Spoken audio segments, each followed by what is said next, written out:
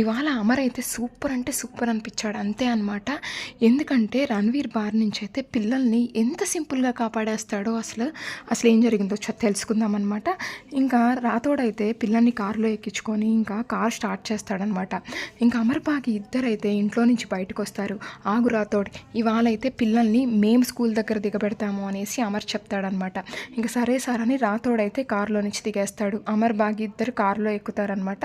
ఇంకా అమర్ అయితే డ్రైవింగ్ అయితే స్టార్ట్ చేస్తాడనమాట. ఇంకా ఏంటి గుప్తా గారు, మీరు చెప్పిన ప్రళయం ఇదేనా? అందుకే నా ఆయన, బాగి కూడా ఆ కారులో ఎక్కారనేసి ఆరు అంటూ ఉంటే, అవును బాలిక, నువ్వు వాళ్ళకి ఏ సహాయం చేయకూడదు అనేసి గుప్తా గారు అంటూ ఉంటారనమాట. సరే అని ఇంకా ఆరు గమ్ముగా నిలబడిద్ది అనమాట. ఇంకా మనోహరి అయితే అక్కడ ఒక పక్క చూస్తూ ఉంటుంది.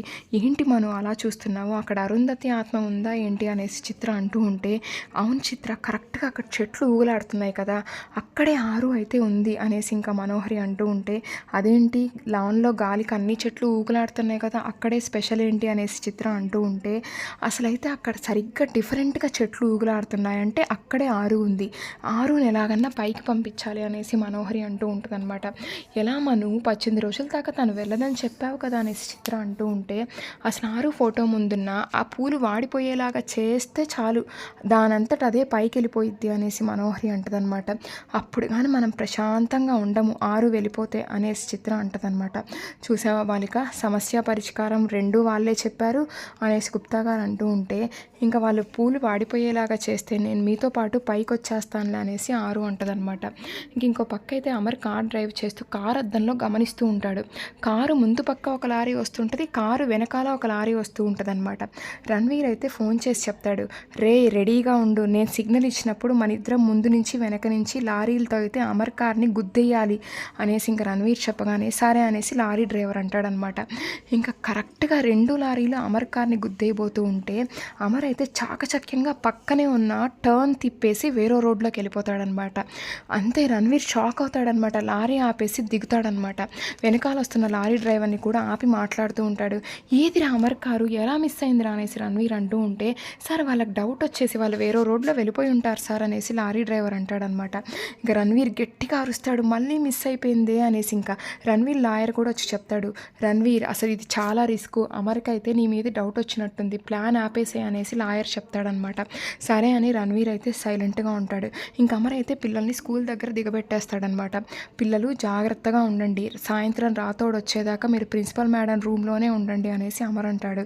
ఏమైంది డాడ్ అనేసి అమ్ము అంటూ ఉంటే, ఏం లేదు, మీరైతే ప్రిన్సిపల్ మేడం రూమ్లోనే ఉండండి రాతోడు వచ్చేదాకా అనేసి అమర్ చెప్తాడనమాట.